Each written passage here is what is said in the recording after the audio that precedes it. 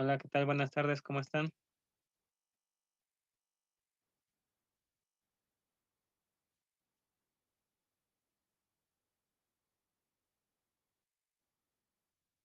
Bien, profe, buenas tardes.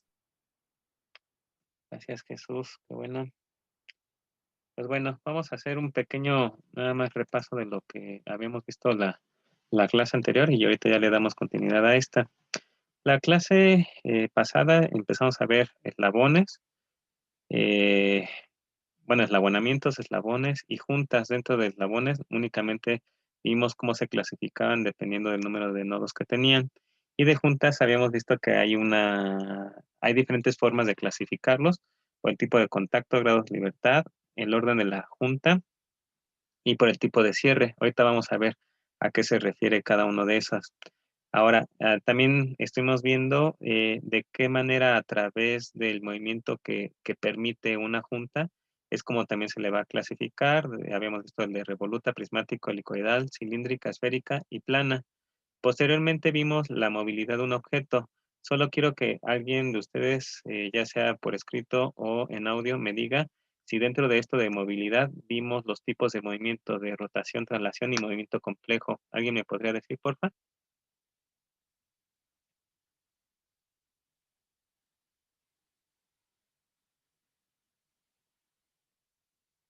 ¿Sí me escuchan? Sí, profe, sí lo vimos, profe. Ah, gracias. Entonces me salto. Vimos también nada más la parte introductoria hasta la parte de grados de libertad. Sin embargo, para el día de hoy vamos a ver aplicado a la parte de juntas, cómo es que podemos ver los grados de libertad. En este caso, para juntas que se le van a denominar de pares inferiores, ¿a cuáles son las que se les denomina pares inferiores? A las que poseen únicamente un grado de libertad. Ahora, para este tipo de juntas, lo que nosotros únicamente podemos llevar a cabo es un movimiento, ya sea el de rotación o el de traslación. Si nosotros consideramos como la parte izquierda de la imagen una junta con pasador, nosotros vamos a tener que si tomamos como referencia, déjenme ponerlo, este eslabón, únicamente vamos a poder tener movimiento rotatorio en el otro eslabón. Ahora, en ambos casos nosotros tenemos que son considerados de cierre con forma. ¿Por qué? Porque la misma junta, la geometría que tiene, es la que nos va a determinar cómo es que sí se puede llevar a cabo el movimiento. En el caso de la que ahorita yo estoy señalando de pasador, por su forma cilíndrica, lo que nos va a permitir es de que los eslabones puedan rotar a través de la geometría que tiene o que presenta más bien nuestra junta. En el caso de el lado derecho de nuestra imagen, tenemos que es una de corredera. Si nosotros dibujamos, por ejemplo, el perfil de esta corredera, es la que nos va a permitir correr como si fuera un riel, ¿sale? Y sobre la ranura, perdón. Ahí la misma ranura y la geometría que tiene nuestra corredera es la que nos va a determinar que únicamente se va a poder estar deslizando, en este caso, sobre un eje X, ¿sale? Entonces, ¿qué es lo que vamos a hacer como ejercicio para el día de hoy? Yo les voy a dar la explicación de esta parte de las juntas. Voy a explicar, creo que son 6 conceptos en total, no, 7 conceptos en total, perdón, sobre este tipo de juntas. Sin embargo, ustedes en el programa de SolidWorks en equipo harán el modelado y ensamblado para cada uno de estos modelos. ¿Qué es lo que se va a requerir? Que ustedes, de favor, hagan el modelado de cada una de las piezas. Voy a poner de ejemplo la que estamos viendo del lado izquierdo. ¿Y qué es lo que necesitamos ahí? Pues al menos 3 piezas, 2 eslabones y una junta. Ustedes lo que van a generar es un reporte a través de impresiones de pantalla.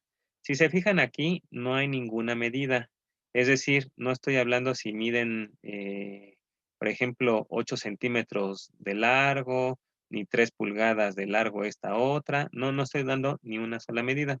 ¿Para qué estoy haciendo esto? Para que haya una libertad bastante considerable dentro de cada equipo y que no se pueda presentar el caso de que me entreguen modelados, ensamblados de piezas que tienen la misma geometría y que miden exactamente lo mismo, ¿sale? Para evitar eso, es por eso que yo no doy ahorita medidas, pero sí les voy a pedir una serie de consideraciones, una de las cuales es como había empezado a mencionar, ustedes van a llevar a cabo las impresiones de pantalla de las dimensiones presentadas en los croquis. Es decir, si van a hacer una geometría muy similar a la imagen que ahorita yo estoy señalando, ¿ustedes qué tendrían que hacer? Dar la propuesta de cuánto, por ejemplo, es el largo de la ranura, de cuánto es el ancho, de cuánto es el diámetro, por ejemplo, de esa junta de pasador. Y finalmente también elegir en qué posición yo voy a dejar a cualquiera de los dos eslabones para que quede fijo, ¿no? Entonces, en las impresiones de pantalla, volviendo a la parte de croquis, ustedes mostrarán las dimensiones de cada uno de los elementos, más una impresión de pantalla en el caso de la extrusión, por ejemplo, para poder conocer de cuánto es el espesor. Finalmente, sería más de una impresión de pantalla para que ustedes puedan mostrar cada una de las relaciones de posición utilizadas en su archivo de ensamble. ¿Qué quiere decir esto?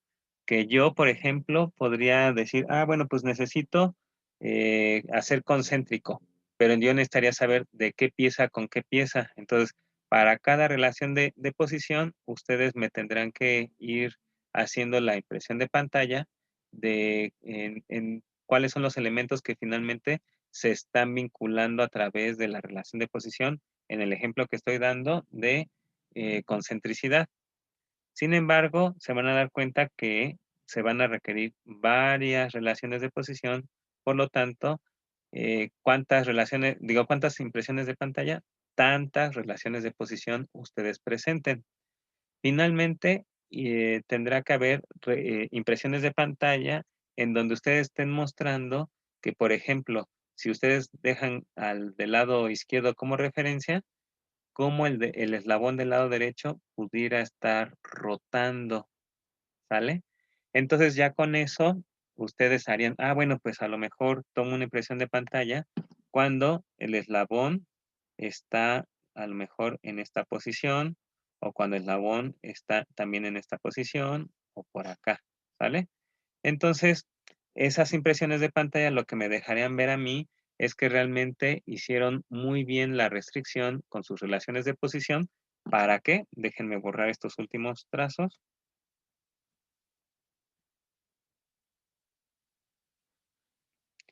Para que ustedes cumplan con lo más importante es que posea, que posea únicamente un único grado de libertad. Si por las relaciones de posición, inclusive por el tipo de impresiones de pantalla que ya lleguen a ser de su ensamble y se pueda demostrar que a lo mejor tiene más de un grado de libertad, es decir, que presenta unos movimientos completamente independientes, solamente porque no supieron realizar bien las relaciones de posición, entonces ese ejercicio se contará como malo, por lo cual es muy importante que sí cumplan con esta condición de que es un solo grado de libertad. Ahora, en el caso de la corredera, pues también tendrán que dibujar al menos dos elementos, la corredera y la base o bancada, que es finalmente por donde va a estarse deslizando esa corredera. De igual manera serán las impresiones de pantalla, de las relaciones de posición, más las impresiones de pantalla de los croquis con las dimensiones de cuántos son las extrusiones, y me falta la impresión de pantalla de cómo se lleva a cabo ese movimiento, es decir, que nuestra corredera al menos tendría que estar en tres posiciones al menos, ¿no? Y ya con eso harían o podrían resolver estos dos primeros ejercicios. Les voy a mostrar ahorita con la siguiente diapositiva qué otro tipo de juntas nosotros podemos llegar a tener. Déjenme pasarle. vamos a ver que existen las juntas, o más bien llamadas semijuntas o pares superiores. Los pares superiores, ¿cuáles van a ser? Los que presentan 2 grados de libertad, ¿sale? En esta parte, ¿qué es lo que nos va a estar caracterizando a nuestro eslabón o a nuestro ensamblaje, etcétera, etcétera? Es que va a haber al menos 2 objetos o 2 cuerpos rígidos y que uno va a servir como referencia. Por ejemplo, esta placa podría ser mi referencia, este de aquí podría ser mi referencia, y el objeto que vamos a considerar como el movimiento de salida es el que podría llevar a cabo, en este caso, 2 movimientos completamente independientes entre sí. Para esta, bueno, aquí hay un error en la imagen que yo descargué. Es una delta, ¿vale?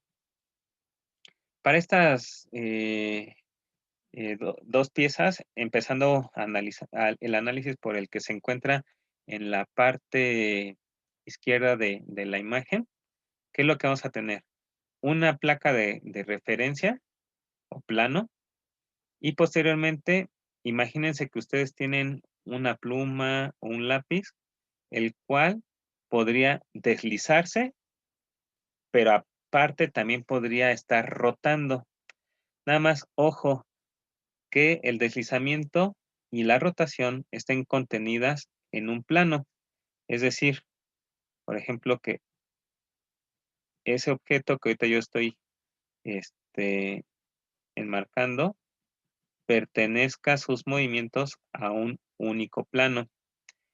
¿Por qué digo esto? Porque no se va a valer que en su SolidWorks, por ejemplo, ustedes presenten otro grado de libertad, es decir, por ejemplo, que fuera en el Z de arriba hacia abajo y posteriormente en el Y para poder estar moviendo a esta que parece un eslabón, ¿sale? Si se fijan, este no tiene los orificios, es decir, no tiene los nodos.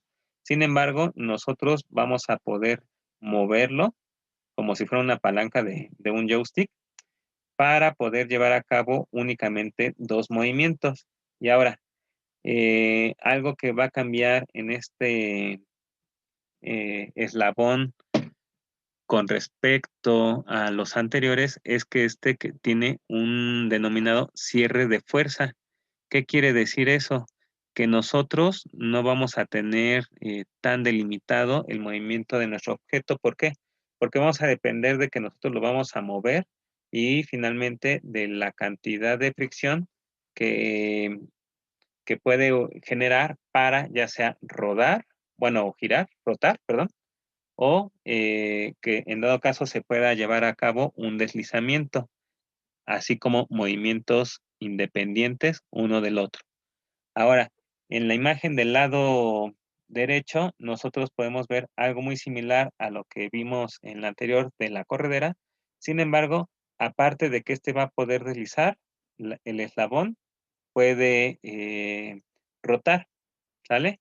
Y con respecto a la otra clasificación del tipo de forma, este es de cierre de forma, perdón, en el cual la geometría del cilindrito del pasador es la que nos va a determinar al menos que sí podría llevarse a cabo la parte de la rotación, pero también el deslizamiento, ¿sale? Entonces, esa junta, como es cilíndrica de pasador, nos permite esos 2 movimientos. Entonces, hasta aquí ya llevamos 4 modelos que ustedes deben de hacer de estos mecanismos.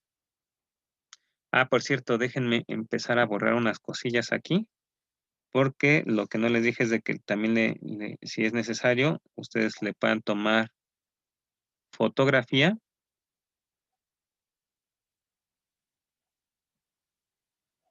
Bueno, me va a tardar un poquito en estas, pero finalmente es para no confundirlos y ustedes, por favor, lleven a cabo, si quieren, una impresión de pantalla para que tengan ahí la referencia, ¿sale? Entonces aquí ya nada más vuelvo a corregir Se supone que tendría que decir,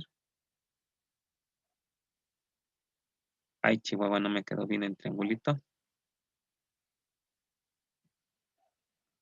pero algo por el estilo, ¿vale? ¿Hasta aquí alguien tiene alguna duda?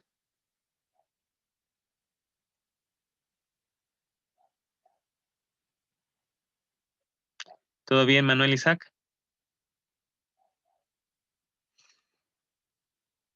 ¿Para Sí, cuándo? profe. ¿Perdón? ¿Es para ahorita? Ajá, que si tenías alguna duda hasta el momento.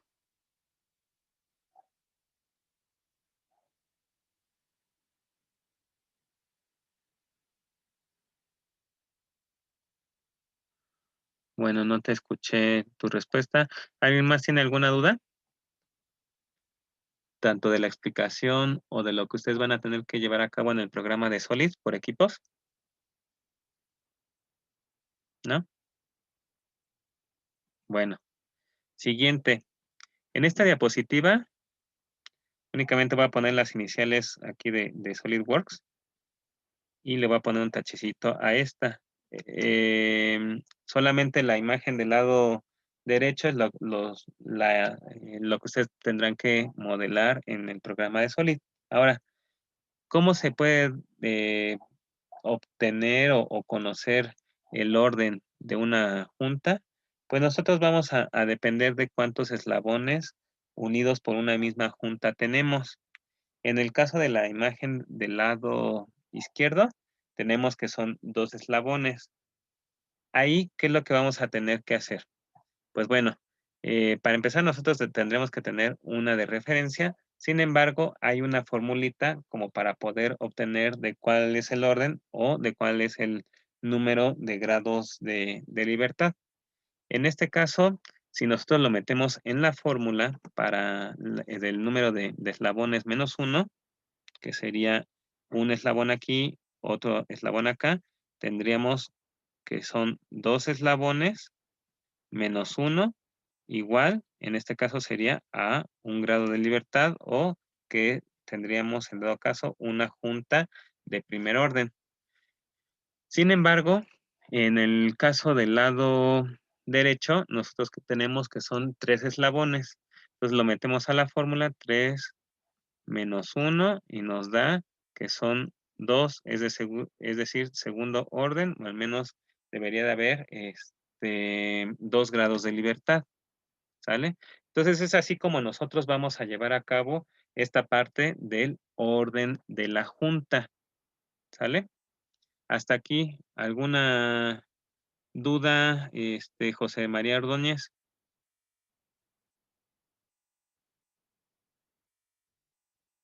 No, profe, ninguno. Muy bien. Entonces, con estos ya llevamos 5 figuras, ¿sale? Aquí las pongo por si ustedes quisieran, en dado caso, tomar una impresión de pantalla.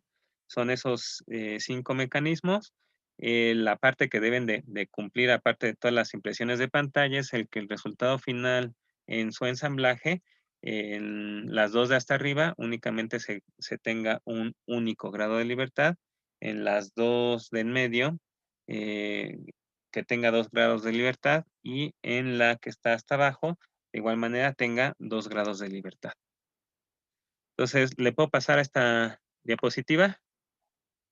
¿Ya la tienen? Ah, ok. Ahorita le pongo al Arcón Vilchis la primer diapositiva. Permíteme. Ah, esta es la que tú querías.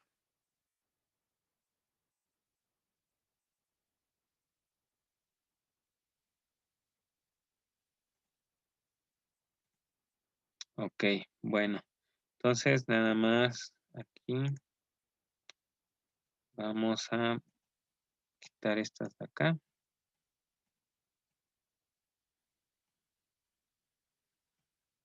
Listo. Entonces, me regreso a donde estábamos. Como les decía, pues bueno, ahí ya pueden ustedes tomar una impresión de pantalla y ya ponerse de acuerdo con su equipo de qué es lo que van a tener que hacer. Entonces, la sugerencia es, ustedes primero van a tener que determinar en qué unidades van a trabajar. Posteriormente que ya determinaron esas unidades, porque eso es lo que le tienen que dar como entrada también al programa de SolidWorks, es que ustedes hagan la propuesta de la magnitud que van a tener o de las cotas, si quieren verlo así, que van a tener cada uno de los mecanismos. Y posterior a eso, también ir viendo en qué planos les conviene estar llevando a cabo los dibujos. ¿Sale? Entonces, si hasta el momento no hay ningún comentario o duda, no lo van a hacer. Sin embargo, sí se los tengo que explicar. Nosotros podríamos tener el caso en el cual una junta pudiera tener diferentes grados de libertad o ser de primer orden o de segundo orden. Sin embargo, ¿cómo es que lo vamos nosotros a determinar? Para empezar, tendremos que saber si es posible llevar a cabo algún movimiento. Si detectamos que es más de un movimiento, entonces tendríamos que ver de qué manera nosotros lo podríamos, en dado caso, restringir, como por ejemplo, para que nada más sea un solo tipo de movimiento, o que sea, por ejemplo, más de un movimiento, pero que este sea combinado, es decir, que sean de origen distinto.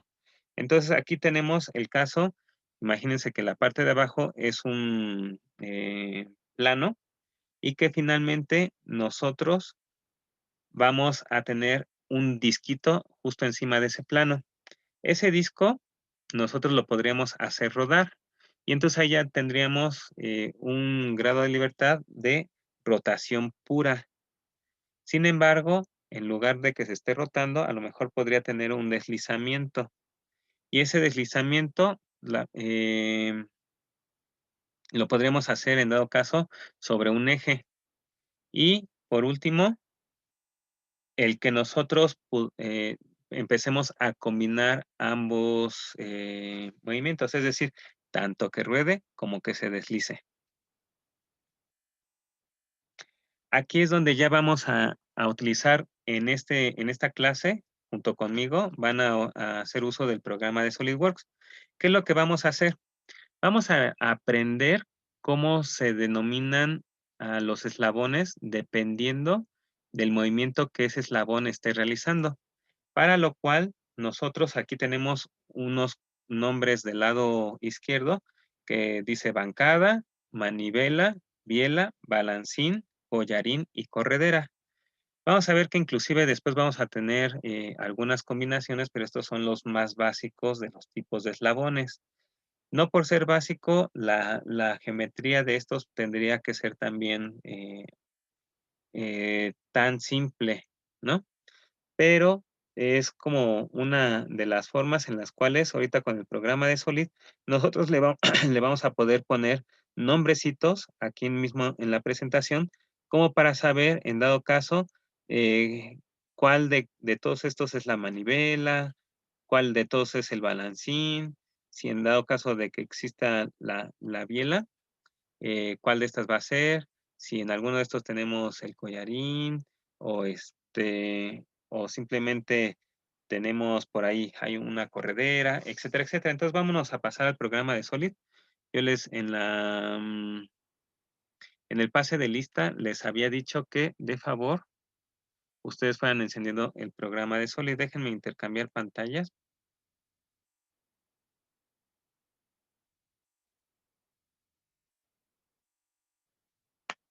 Y ahí está.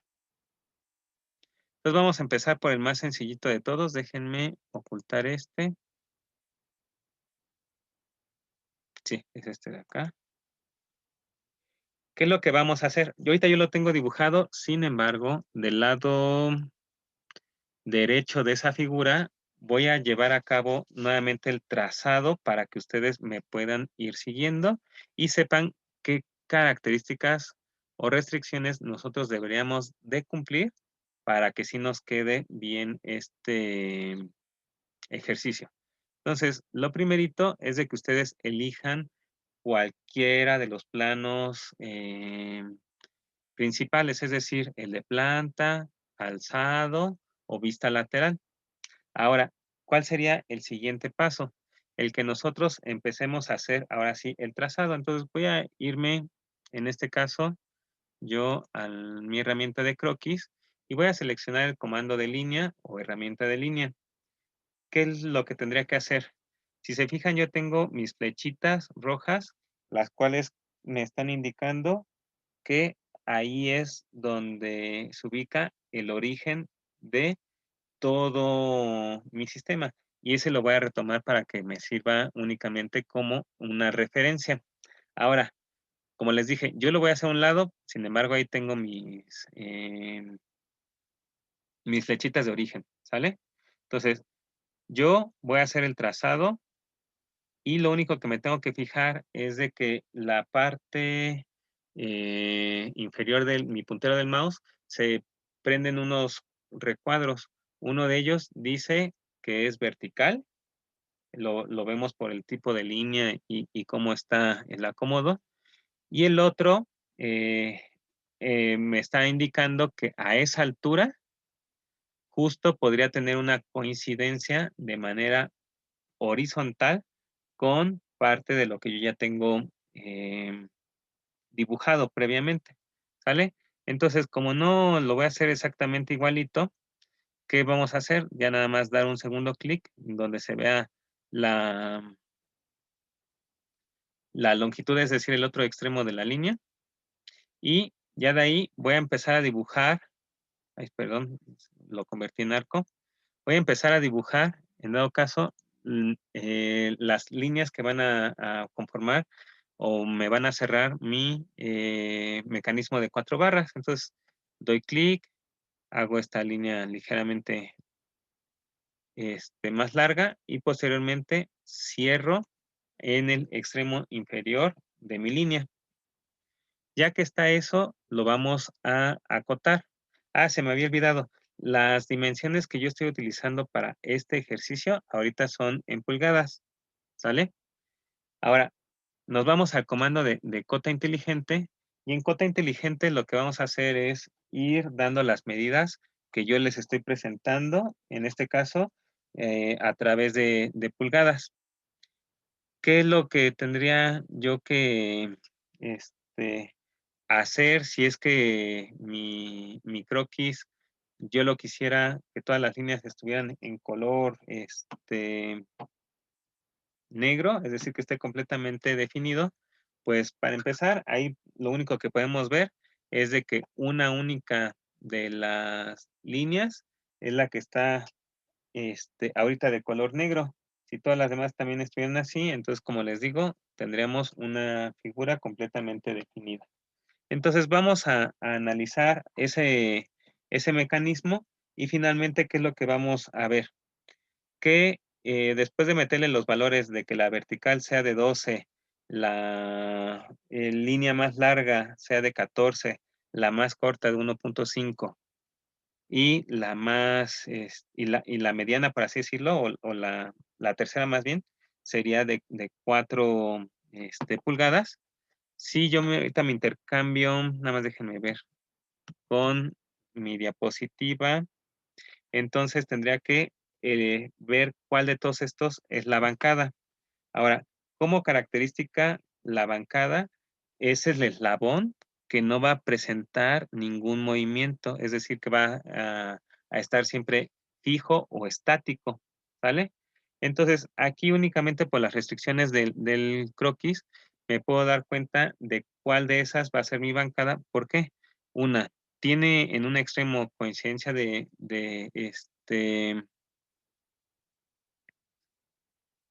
la restricción de coincidencia con mi origen y aparte la restricción de que es completamente vertical. ¿Cómo yo ya puedo ver si no se mueve? Sin tener activo el de cota inteligente. Ah, de veras, voy a borrar la otra, nada más fue para mostrarles cómo se lleva a cabo esa construcción. Ahora sí, sin tener activo cota inteligente, me voy al extremo superior, ¿sale? Y voy a intentar mover a través de los puntos o extremos de esa línea hacia cualquiera de los lados y no me deja. Voy a ver en la parte de abajo. Tampoco me deja. Y en dado caso, yo podría sí mover alguno de los otros eslabones a través de sus extremos. Por ejemplo, este de aquí sí se puede y este de aquí, espérenme, déjenme atinarle. Este de aquí también se puede. Ahora, ¿qué más yo tendría que hacer para poder identificar cuál de esos es la biela, cuál es la manivela y cuál es el balancín? ¿Alguien tiene una idea? Ahí veo, dejen la lista.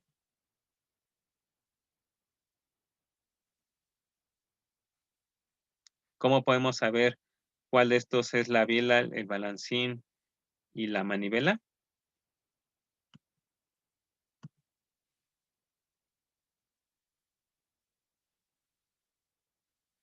A ver, Marcial Gutiérrez, ¿tienes idea de cómo poder identificar cómo van los otros? Y yo ya dije que la línea de 12 es la que nos vamos a hacer la consideración de que está fija, estática, y que por eso va a tomar el nombre de bancada.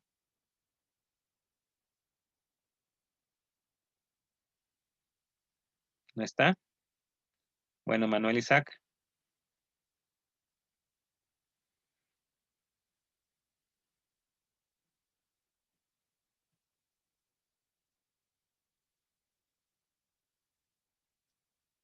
Bueno, ¿quién sí está todavía conectado? A ver, está en el chat. Ah, está preguntando cómo poder identificar cuál es la biela, la manivela y el balancín. Si yo ya consideré que la línea de 12 es mi bancada, la que va a estar estática.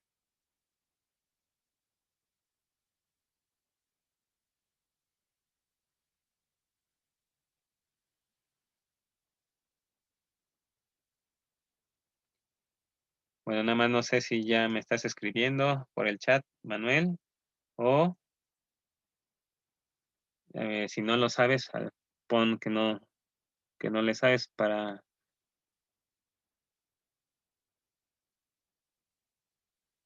El lado más largo ahí dice de 4, pero mencioné 3 posibles eslabones. Manivela, biela, balancín, ¿cuál de esos?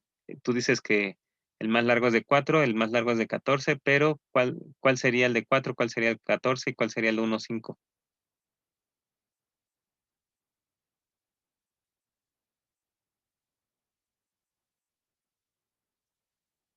A ver, Lucio Monse, ayúdale a tu compañero.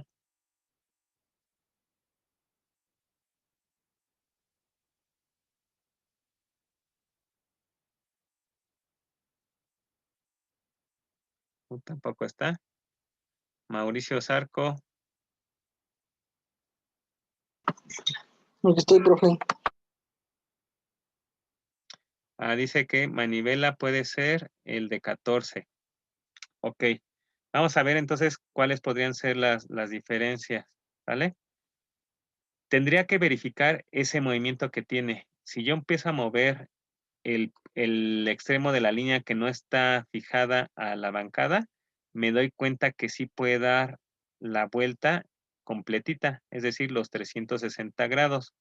Cuando tenemos esa peculiaridad, esa toma el nombre de manivela, ¿vale? Ahora, voy a agarrar el otro extremo y voy a ver si puede dar de manera continua los 360 grados. Entonces, agarro ese extremo, empiezo a girar y, oh sorpresa, se detiene. Me voy para el otro lado y se detiene. ¿Qué más podría hacer? Ver si del otro lado pudiera funcionar. Entonces, jalo el punto hacia el lado derecho de mi línea vertical y también veo que está muy restringido. ¿Vale? Entonces, cuando tenemos esa peculiaridad o restricción de movimiento, ese eslabón va a tomar el nombre de balancín, se balancea, oscila, ¿sale? Ahora, ¿cuál es el que nos resta? Este que mide 14. Ese va a tomar por nombre biela. ¿Cómo puedo distinguir una biela de un balancín y la biela de una manivela? Porque las bielas no van a ser eslabones ni de entrada ni de salida, ¿sale? Entonces, ¿cómo sé cuáles son los de entrada o cuáles son los de salida? Dependiendo de cómo esté configurado, pero generalmente los que tienen contacto con la bancada son los que podrían ser los eslabones de, al menos de entrada y de salida, porque finalmente es lo que nos va a importar de poder tener un mecanismo. ¿Por qué no pienso que mi manivela pudiera ser la salida? Porque si yo necesitara un movimiento circular, entonces ¿para qué construyo todo un mecanismo? ¿Sale? Con un motor, el generar un motor rotatorio, podría yo ya tener, en dado caso, el movimiento generado por la manivela y ya no necesitaría de los demás eslabones, es decir, de mi mecanismo de 4 barras. Entonces es así como nosotros lo vamos a distinguir, ¿sale? Ahora, ¿ya pudieron llevarlo a cabo ustedes en el programa de Solid?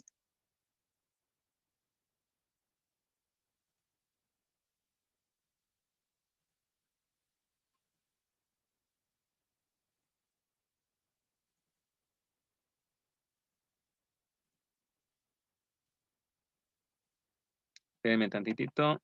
Ah, ya, ya. Ok, entonces ¿También quedamos. trabajamos en pulgadas, profe? ¿Perdón? ¿También la usamos en pulgadas? Sí, en pulgadas, por favor. Yo aquí le voy a poner los nombres. Esta quedamos que es la bancada, la que no va a presentar movimiento, que ya está fija, y que usualmente nosotros lo podemos poner como una línea continua o en algunas ocasiones, ya en los diagramas, nosotros lo podríamos tener representado a través de una línea que en la parte inferior le hacemos un rayado, un achurado, y eso es lo que finalmente nos va a servir como referencia de bancada. Y una bancada no precisamente tiene que ser de 1 o 2 o 3 nodos, ¿sale? Ahí sí dependemos del mecanismo, de conocerlo, para finalmente saber cómo es que se comporta esa bancada y de qué forma la vamos a estar representando. Podría ser que para la corredera únicamente, por ejemplo, tuviéramos algo por el estilo, ¿sale? En el caso de la manivela, habíamos quedado que es la que va a cumplir la peculiaridad de que puede rotar los 360 grados. Y en el caso de la biela, es la que no es ni eslabón de entrada ni de salida, entonces va a ser este de aquí. Finalmente, este de acá, como nada más está oscilando, balancea, ese es nuestro balancín. Ahorita, como ya se nos va a acabar el tiempo, la siguiente clase les muestro este de SolidWorks. A ver, déjenme ponerlo. Lo dejé acá. Ajá. Para poderles enseñar, en dado caso, a la corredera. Déjenme agarrar otra vista, pero les voy a explicar ya bien las peculiaridades, en dado caso, de esa corredera. Por lo mientras, lo hice muy rápido. Por lo mientras, por favor, en el resto de la clase, ustedes van a terminar los ejercicios de estos de acá. ¿Sale? ¿Alguna duda o comentario?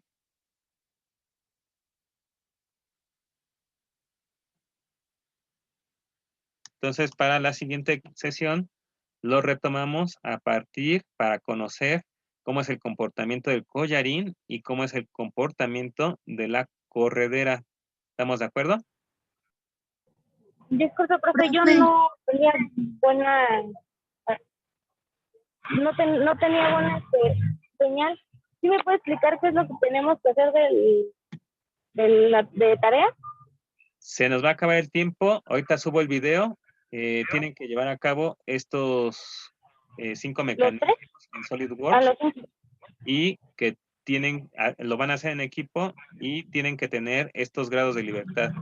No más ni no menos. Ah, bueno.